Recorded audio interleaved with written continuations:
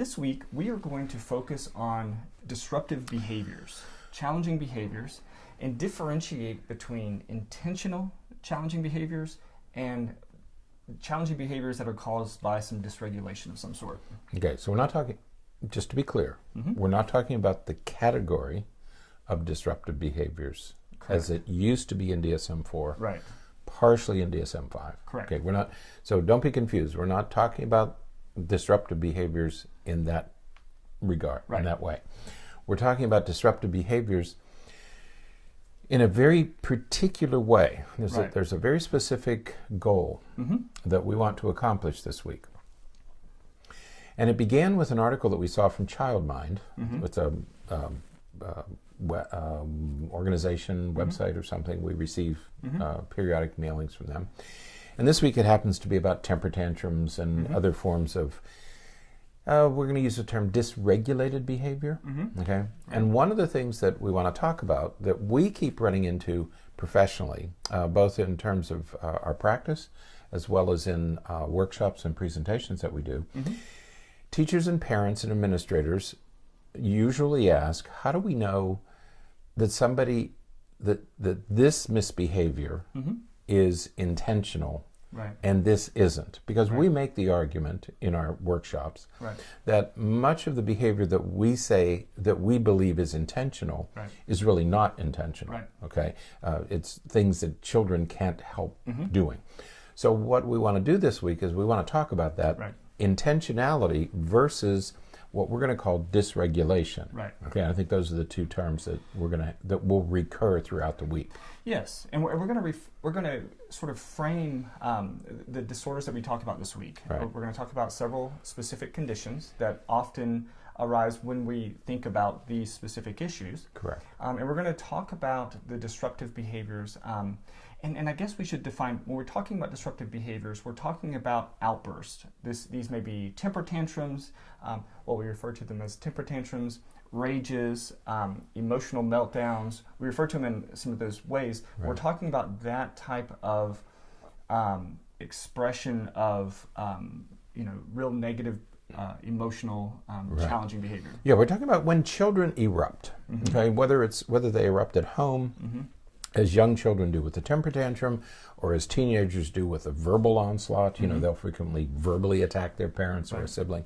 So we're talking about those kinds of outbursts that are significant enough to upset the normal tone or functioning of a home or a classroom. Exactly. Okay? And it's an important area of concern, both for parents and teachers, is how do I know what to do? How do I interpret this particular behavior? How do I know whether it's just attention seeking or it might be more than that? How do I make that difference? Right.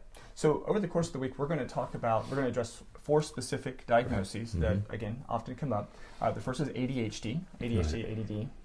The second is oppositional defiant disorder. Correct. Third is conduct disorder.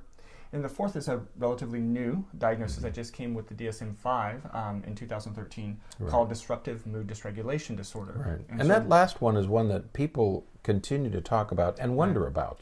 What is that really? And people, even though the DSM-5 was published in 2013, people are still asking for clarification of this diagnosis of DMDD. What does it really mean? And we thought it would be a good way to end, and not cap off, because we're going to cap off with treatment. How do we treat these things? Because treatment also has to be differentiated. But we're going to talk about DMDD. So if you're interested, or you know people who are interested in that topic, that's where we're headed by Friday. We're going to talk about DMDD, so tune in. Absolutely. And we're going to sort of structure each one in regards to these outbursts and talk about them in terms of frequency, intensity, and duration. Because those are going to be, in part, how we differentiate some of these things. That's right. So we're going to emphasize that. Now, all of this is going to be to differentiate between these diagnosable mental health conditions and typical, common, normally occurring challenging behaviors, temper tantrums. Right. It's always hard to find the words. I'm listening to you explain it, and I understand exactly what you mean. But it's hard to find the words, because what we're talking about, typically when we look at a child who is misbehaving, right. Our first instinct is the child is doing it on purpose, or the child is doing it to make me angry, right. or the child is doing it to get something, right. or to avoid something. Right. So we typically attribute some motive these to some motive. Right. The child is doing this to get something or to avoid something. Okay. There's nothing wrong with that, except that it's insufficient. Right. It's not inaccurate. It may not be inaccurate, but we always want to talk about necessary and sufficient. Right. And all we're saying about gain or access or avoid, which is typically what we think about to get something or to avoid something, it's just an insufficient explanation right. for the range of behaviors right. that we really see in children and adolescents. Right. And I think that the perfect example is when we think about the terrible twos. Right. Right. So with right. the terrible twos, temper tantrums begin as a dysregulation. They begin as the child is unable to sort of handle the fact that they've been denied something, handle that they can't do something that they want to do, so they react with a temper tantrum. But it's normal. Normal. They're dysregulated because they don't have the experience or the nervous system to rein it all in. Now, some kids with a very easy temperament right. don't get upset, but most kids do. Most kids, sometime after the first year, will start to have temper tantrums. Right. Now, depending on how the parent and the teacher and the other caregivers respond to those temper tantrums can shift from being caused by dysregulation to serving a purpose. That's right. You know, so if the child learns that by throwing a temper tantrum, they're going to get what they want, now that behavior, that challenging behavior, now has a purpose. It now has... now there's intent. There's some intent there. So we can see those adjustments, those shifts happening from very early on, depending on, again, how the environment responds to the child. So that's how we can differentiate, or that's how we talk about differentiating between what's typical or what's caused by dysregulation, because when we talk about some of the disorders, it's not typical, but it's also not intentional. Right. It's dysregulation. Versus other things that are more intention-based. Right.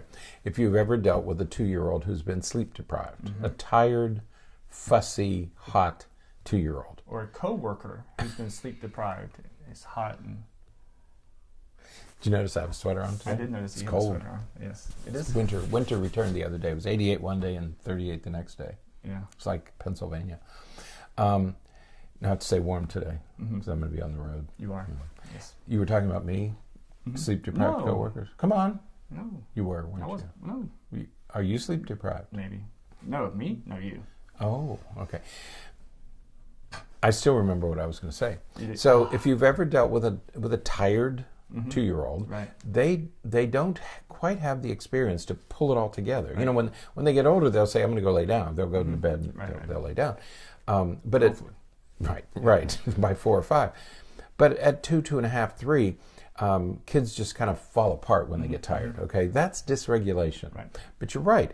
Once they learn that the temper tantrum gets them something, and we see these masterful little 3-year-olds, 2.5, 3-year-olds, they'll say, well, a temper tantrum doesn't get me anything in the kitchen of my home, but man, I can collect when I'm in a grocery store. Right. Because if I have it in public, then everybody acts very differently. Exactly. So they learn these subtle differences, and even at 2.5 or 3, they say, okay, can't do it at home, but I'll get it to the grocery store. Okay? Yeah. I can go to can't go to Toys R Us anymore, but you can go to Walmart, go to the grocery store, have a full-blown temper tantrum, and people are going to react just the way I want them to. Yeah. So they're smart about it, but you can have both dysregulation and intent. Right. Okay. So that's the recurring theme that we want to be talking about this week. Absolutely. So stay tuned. We're going to work through some different, those 4 diagnoses, and then we're going to wrap up the week, as we said, with treatment. Yeah. How do we respond? What do we do about some of these things? So, and you said that we're going to do ADHD first, right? Yes, ADHD is tomorrow. ADHD. Okay. So, very good. All right. That is it for today. Until next time, stay happy, stay healthy, and forget to be afraid.